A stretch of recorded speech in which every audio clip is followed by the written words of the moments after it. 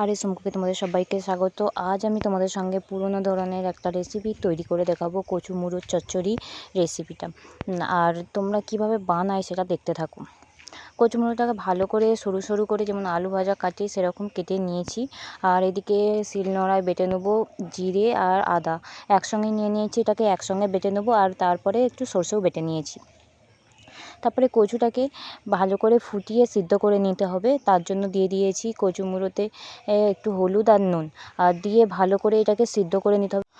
অনেক ক্ষেত্রে দেখা যায় যে কিছু কচু মুড়ো সিদ্ধ হতে অনেকটা টাইম লেগে যায়, আবার কিছু ক্ষেত্রে আবার অনেকটা কম সময়েও সিদ্ধ হয়ে যায়। আমারটা যাই হোক খুব একটা টাইম নেয়নি, মোটামুটি 20 মিনিটের মতন টাইম লেগেছে এটা বয়েল হতে।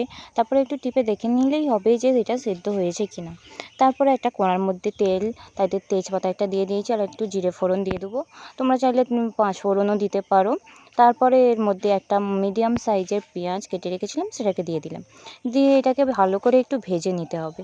ভেজে নেওয়ার পর এতে দিয়ে দেবো সে বেটে রাখা আদা জিরে বাটাটা।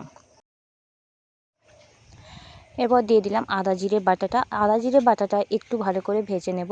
খুব বেশিক্ষণ টাইম ধরে ভাজবো না, কারণ আদা একটু তিতো হয়ে যাবে। তাই সামান্য কিছুক্ষণ একটু ভেজে নেওয়ার পরে দিয়ে দিলাম হলুদ গুঁড়ো আর লঙ্কা গুঁড়ো। হলুদ লঙ্কা গুঁড়োটাকে একটু পেঁয়াজের সঙ্গে মিক্স করে নিলাম। এরপর দিয়ে দেবো এতে কিছু চিংড়ি মাছগুলোকে আমি ভাজিনি, এমনি কাঁচা চিংড়ি মাছগুলো দিয়ে দিলাম। আর এই কাঁচা চিংড়ি মাছ এইভাবে দিলে এর টেস্টটা খুবই সুন্দর আসবে। ভাজার থেকে এই কাঁচা চিংড়ি মাছ দিলে সত্যিই খুবই টেস্টটা ভালো হয়। এরপর দিয়ে দেবো বয়েল করে রাখা কচু মুড়োগুলো। আর আমার কচু মুড়োগুলো সত্যি খুব সুন্দরভাবে বয়েল হয়েছে। দেখতে পাচ্ছ, তোমাদের টিপেও দেখিয়ে দিলাম যে কত সুন্দর বয়েল হয়েছে। তারপর দিয়ে দিলাম ওই মশলার মধ্যেই, মশলার সঙ্গে একটু এটাকে ভালো করে মিক্স করে নেব কচু মুড়োটাকে। হ্যাঁ, তোমরা এই কচু মুড়োটাকে আর কী নামে তোমরা চিনো বা ডাকো সেটা তোমরা বলতে পারো, আমাকে কমেন্টে জানাতে পারো।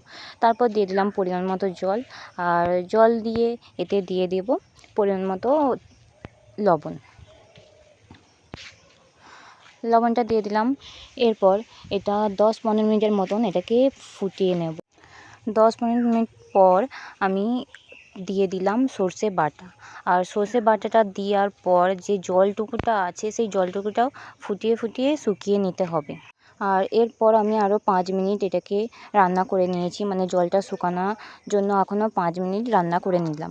আর 5 মিনিট পর দেখতে পাচ্ছ পুরোপুরি জল শুকনো হয়ে গেছে। আর এটাকে গ্রাম বাংলায় সবাই তো বলে কচু মুড়োর চচ্চড়ি। আর তোমরা কীভাবে ডাকো, কী নামে বলো সেটা অবশ্যই কমেন্ট করে জানিয়ে দিও।